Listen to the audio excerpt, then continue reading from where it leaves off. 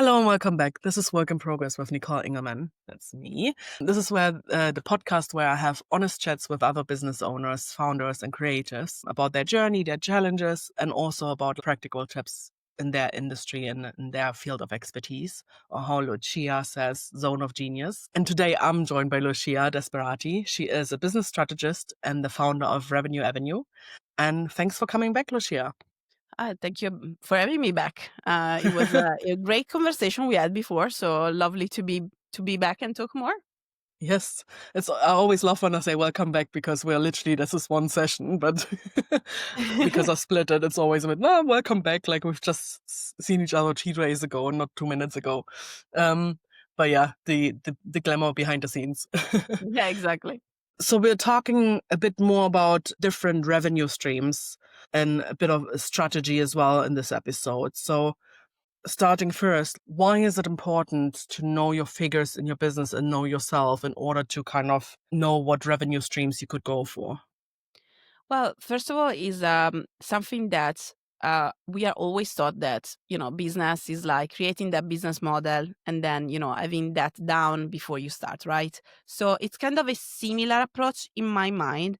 Is that obviously when we talk about business, you go through a different journey because you are a different person than someone else next to you. So what the type of revenue stream that they are building could not probably work for you because you are living literally different lives. So if you don't understand what type of lifestyle you want to have in your life, will be very difficult to be able to match a revenue stream or build a business that will allow for that lifestyle. So that's why it's so important to first understand how you like to work, when you like to work, when you can work, maybe, because it really depends on your commitments as well in your life. You could be a carer, you could be that you have your own chronic illness, you could be that instead you can work 24/7. It is very different between also stages in life. When I was in my 20s, it was a very different mindset and time availability than I have today at 36. So you can see that based on your lifestyle, and it can change and it will change in life, your revenue streams need to work with you and for you, not against you. So that's why it's so important to know yourself first. And then when it comes to the figures, that's the other bit. Your lifestyle costs as a cost, right? So we need to learn what is your ideal and desired income to cover all your costs and all the expenses that go with your ideal lifestyle, as well as your savings or anything that you want to potentially invest in the future. And we can talk about voluntary pension, we can talk about stocks, we can talk about all the financial things that I'm not an expert in, but that I know you should have included in your thinking. And then based on your desired income, and that is kind of compounding all these things, then you then need to learn and kind of work out your revenue needed. So again, we are looking at the figures because there are revenue streams that are not going to make a lot of money. But if you diversify, if you are able to decide, okay, I'm going to do these, and that they are going to basically sum up to the revenue potentially that you need. So it's not about just kind of choosing the one thing that will kind of create that success for you. It's about creating an environment of revenue streams that are going to work towards that success. Yeah, this is the main thing for me, but also the other thing that I want to mention is why diversification, if that's possible, because you Yeah, know sure. um if you think about it, like I was saying before, like you are going to go through stages in your life, and let's imagine that you put everything in one basket, so in one revenue stream. This works amazingly, it's giving you exactly what you need at the end of the year in terms of revenue. Something happens in your life, you have to change things, everything will drop, everything will fall apart. If instead you're relying on different revenue streams and you have to take one out, but the rest stays in, you're going to have that cushion and that runway to be able to actually pivot the other revenue stream that maybe is still working, but is not working for you. So it's still working commercially. It's Mm. still making revenue, but you don't want it anymore. So that's why it's so important. And I think they didn't really teach us this. Usually it's like what works, double down. Yes, but also try to diversify on top of that. So that's my main kind of suggestion, I think, to business owners. Know yourself, know the numbers, and then try to pile up, a few revenue streams. Hmm. I think what really showed us how difficult it can be if all your eggs in one basket is COVID. Yeah, I think absolutely. I've seen so many, especially wedding photographers that literally had to fold their business and, didn't even know how to pay rent and whatnot. And I mean, I had difficulties as well, but at least I wasn't just a wedding photographer. Back then, I still did weddings, but it just literally from one day to another, there was no business, right? And you had Yeah. to refund people with money that you potentially didn't have anymore because you paid your rent or you reinvested or whatever, right? Yeah, So, exactly. That's why like it's so important to be able to then obviously like ideally you want to plan ahead, you want to make sure that you leave enough money in the business in terms of like net profit needs to stay there so that you can reinvest or you can kind of cover any shortfall of any revenue stream that is going to happen next year. Because we have to be honest, it's not going to be always a trend up. It can be very much up and down. It can be that something happens. This is something that I think everyone is kind of thinking, okay, I start today, is going to be a linear up. hmm, Is not, is never going to be. And also, like as I was saying, like they don't take in account that you yourself are going to have a different need in 1 year that you have today. So you have to take that in account as well. So I know that there are a lot of variables I'm talking about, but there are tools to and kind of, ways and mindsets and frameworks to go through this journey of understanding how much you need to actually intake and also check it against what you ideally want to do. Because if you start to say, well, you know what, I just want to go to the fair and sell these two things, I'm I'm going to challenge you. Is this going to be enough to actually sustain your whole lifestyle? Because income is not exactly as revenue. Revenue needs to be much more than that. If you have a company, you have expenses, you have stuff. Like people don't think about the fixed cost. They think what comes in, I put in my pocket. hmm, Not happening, yep, So that's why the figures are so important to look at. So yeah, that would be the main focus for me when yeah. I start to talk about this stuff with any of my clients. Yeah, no, definitely. Totally agree with that. In terms of revenue streams, how many are there actually? Because I think most people maybe think of five obvious ones, kind of thing, and then beyond that, they don't really know. Yeah, no, there are like even 25 plus categories. And I'm not even talking about specific revenue streams, but I'm talking about categories. So we are talking about subscription models, we are talking about digital assets or product based or service based or license. There are very different ones that people don't really take in account because either they are not viral enough these days or because they rightfully are just looking at their, the person next to them and try to do exactly what they see working for them. And that's why, like, if you know what you want in terms of you, if you know what you need in terms of numbers, then it's just a matter of researching, exploring, kind of be curious about how can you turn your expertise into money, because at the end of the day, if you look around you, there are going to be people that are dumber than you, no less than you, and they are still making money because one, they have visibility. Well, you know better than me on this topic.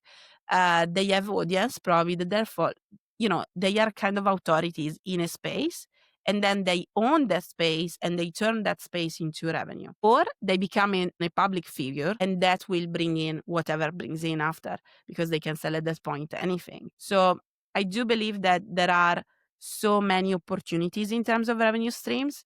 It's just understanding which one are actually right for you and not just choosing out of thin air. You can still test them. I'm not saying that you shouldn't, or potentially like just go on a whim and say, you know what, I saw this, seems interesting. don't expect that that is going to work in 10 days. Yeah. It's going to be like a roller coaster of let's understand what it is. Or no, I didn't understand anything. Or let me try again. I'm not selling anything. Why I'm not selling? Or like maybe people are buying. I don't know how to deliver. It can be anything really that you're going to encounter as a frustration. The main thing is that you need to identify what the problem is and understand if you want to overcome that problem. Not even how, do you actually want to go through all that is needed to overcome it? Otherwise, choose another revenue stream. Like I would say, go through the list. There are so many. Yeah. Yeah, definitely. And it's one of those things where, I mean, I'm definitely not a fan, but if Kim Kardashian can sell, what is it, furry bikini or whatever it is, then Yeah. you can sell a PDF with your knowledge or do a workshop or whatever kind of thing. So if the amount of things that they've done and revenue like streams they've had over the years, if you think of the, the TV show, all the makeup stuff, the clothing and whatnot, lots of things I probably don't even know about it because I never heard of it. But if they can do all of those things, then you can definitely do something with your actual knowledge and not just with, those weird ideas of furry bikinis or whatever it is. Yeah. And also, like, I want to mention this because I think that, she comes up to the headlines for this stuff. But Mm, sometimes we forget, like, she actually is part of a venture capital company, for example. She built that. mm, After like all these years, I was actually made fun of my husband because I'm not someone that usually looks at reality TV. I'm not really into that usually. So it was really taken aback when I started to look at the Kardashians. I was actually looking at the show, the previous show. Now they have another one on Disney, but the one that I was looking at was years ago when they were just known for their kind of vain appearances and butts and like, silicone everywhere, right? for the drama. Instead- exactly. Um, and instead, actually, I was not looking for them for that because I was looking for the mom. Like during every single episode, you could see the mom being a business person, being an entrepreneur, and kind of trying to match any of her child with an opportunity. And you can see even for her, like she has created like a company for like cleaning supplies. Like, Mm. what's that about? Why? Because she saw the opportunity during COVID of someone else coming in with something that was better, I don't know, like more minimalistic look type of product for hygiene, and she went for it, and she now has another company in her portfolio. So it's, I think, as long as you have that visibility or you build something that, you can kind of take that test out and say, okay, is anyone interested? But if you're doing that and there are two people in front of you, you get a response back between those two. If you have 1 million people, 5 million people, obviously they can do whatever they want. It's not our case, but at the same time, I think it goes back to what you probably advocate for, that is like having a personal brand and becoming an authority is not just for show, is because you can then use that to test any of your idea, any revenue stream, because people are going to be there and giving you feedback. And that feedback is going to help you understand if it works or not. And Yeah. yeah, So, hopefully you will find people. yeah, definitely. You just said feedback from people. So how do you actually know when a revenue stream is working apart from obviously obvious feedback? Well, the main thing is feedback is amazing, and being like on wait list is amazing, because if you want people to, to show interest, you have to record it somehow. So traditionally, especially with SaaS products, startups, tech, they usually tell you to, even courses or digital products that you want to release, they tell you, gather people interested in that. And is either like because you have a newsletter already based on that, or create a specific wait list so that people can sign up to be in the known about the next launch or the next release. And it's amazing. Love that. But what I love to see, and when you test a new idea, if you already have an audience, if you have a newsletter, try to test if people are going to actually open their wallet and giving you their credit card. So even if it's just £2, £5, whatever it is, it's already a validation that what you're doing is right because people are giving you money. Even £1. People today, we are in a trust recession. If they are giving even £1, is already validating something that you are on the right track for something. Not saying that is going to validate the full revenue stream. You Mm, take time for that, but ideally, you don't want to sit on a wait list of 10,000 10,000 people and then maybe not having even one buy because it's not the right thing for them actually. You want potentially 3 people, 5 people to actually buy from you at a low price, and then you build on top of that because you ask them, why did you buy? What did you think it was, value enough for you to actually give me your money? mm. And then the conversation start to roll in the right direction rather than people just being hyped about the idea of something, but they are not giving you their money, you know? Yeah. Yeah, yeah, definitely. So let's think about like a service-based business. We can even take me as an example. If you're like photography or you're a business coach or whatever, a web designer or something. What are maybe 3 to 5 easy, like that, you don't have to build a whole new thing about it, revenue streams that you could think of? I think that the main thing will be to repackage what you do already. Like, Mm, because if you change the revenue category, you're going to have systems to put in place. So, um, there are things that you can do. Obviously, if you can repackage something that, you can put on your website as a PDF to download or something, that obviously something that shouldn't take you long time, especially now there are like stand store, there are places where you don't spend a lot of money to create. But more than revenue streams, especially when you go down low ticket, is not going to make you money.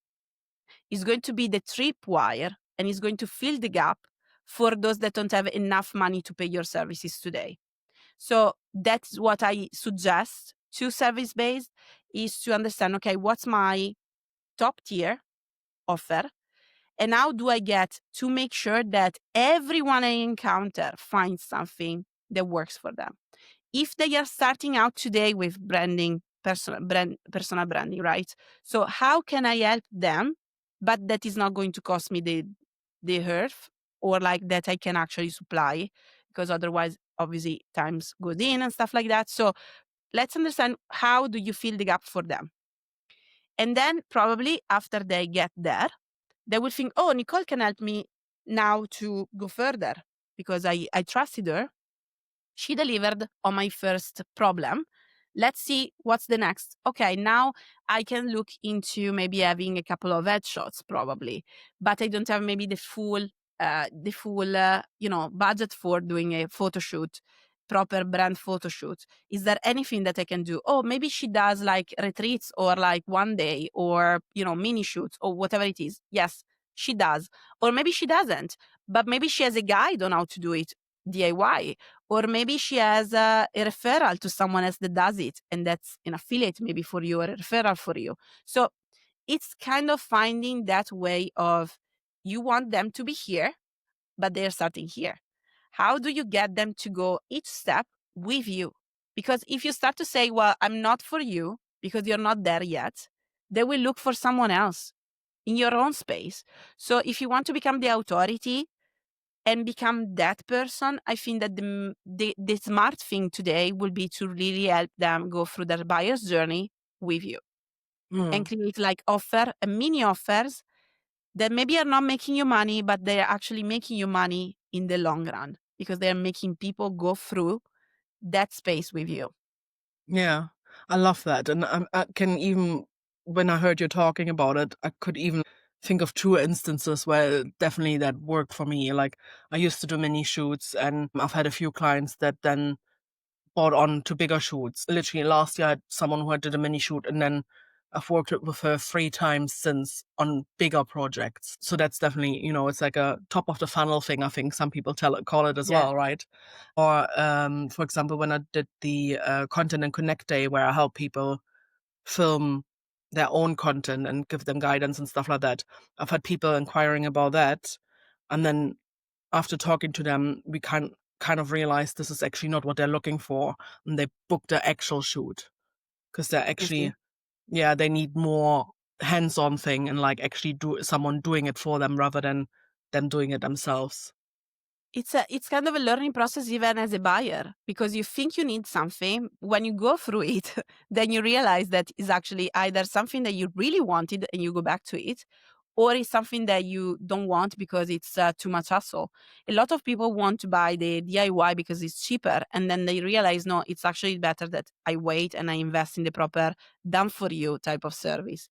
So I do think that there is space for everything. And instead of you kind of coming up with new offers on your own to actually get them through this journey, it will be amazing if you see someone reaching out to you and saying, maybe they tell you that they have 50 quid for budget, and you're like, well, obviously I cannot give you a shoot for that money. Mm. But what can I give you that will be still valuable for your own stage? So I think having those conversations and having like discovery calls with people, it's a is the best place to be when you are a service provider, because they will tell you what they need and you can then fill the gap for them with something that is useful. Obviously, you cannot give them what they want ideally for the Mm. budget that they have. Usually, that's the case. But you can kind of put them in the mindset of, this is a journey for you and I'm here in the journey with you. I will give you all the resources I can for the budget you have and for the stage you're in. And then while you build the business, I'll be with you in that journey so you can invest more and more and more in my services in the future. So I think that the beautiful way of creating partnerships at the end of the day and having loyal clients. Yeah, definitely. I love that. And I think, I mean, is there anything else you think people should know about different revenues or what we've just talked about? Well, the other thing that I would say is that always keep in the back of your mind that whenever you think, oh, it's going to be so easy, I just need to create a course, everything is going to be 10 times, 100 times taking more time than you think. So Yeah. if you think is usually what I say even to my husband when he starts a project in development, if you think it's going to take 1 week, plan for 4. At least 4 times what you think is going to take is going to take. So if you think it's going to take a quarter, it's going to take a year. Like, think of that. It's Mm. mental. So if you think that in 30 days you're going to be live with a new offer, it's going to take probably much more than that. So it's going to take so much more time because you have system to set up. You probably don't know what you don't know. You need to test. You need to speak with people. So allow yourself grace to know that when people show up and they say that they did something in 2 days and they made money, either they had already the system in place, they already were running maybe a similar revenue stream, so the systems were already there. They just needed to create a new product and put it on the shelf, right? Or a new service and put it on the shelf. Much more easy than saying, okay, let me create this new thing from scratch. So that's the main thing I would suggest. Take your time or build on things that you already are building. So it's easier. It's easier. Yeah, yeah. And I think that's a really good point, especially talking about courses and stuff. Like people think, oh, I just record this, but actually no, you have to plan out what you want to say. You have to build a structure. You have to write it all down, find the right platform for it, and how to kind of charge people. Even if maybe you don't film it yourself, you want to invest in someone who does it. That takes time to plan, and it's a whole day, and you probably plan a week just for that one day. So it's definitely not that easy as people sometimes think, right? Yeah. Especially And with also, AI, because they think, oh, I just put this in and AI does it for me. It's like, yeah, this is yeah. not what No, people are gonna buy. and also it's going to add to your fixed cost. That's the other thing. Like, that's the thing that people forget. Things are not for free. Even if you Mm, think that is going to be just your knowledge, it's going to be easy, just record on your computer. Yes, there are ways to make it lean, but every revenue stream is going to add to your cost, to your overhead in a sense. So fixed costs and variable costs are going to change anytime that you add something new. So prepare yourself for that investment. Otherwise, it's better to stick with what you know, really take the time to understand better what you can do maybe differently. Repackage. Sometimes really repackaging stuff. I don't know if you know about this, but we are going through shrinkflation. So people Shrinkflation, are, yeah. right? So products are being shrinked, but you pay the same price, Yeah. right? Bag of So crisps, don't cereal. get me started. Literally, like every time I come back from the supermarket, I'm like, wasn't this like 5? Why I have now 3 items in the packet instead of 5?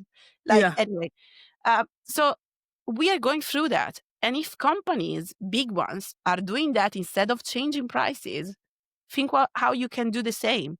Like, let's take the strategies of those that are making a lot of money and try to put them to work for ourselves that are small ones.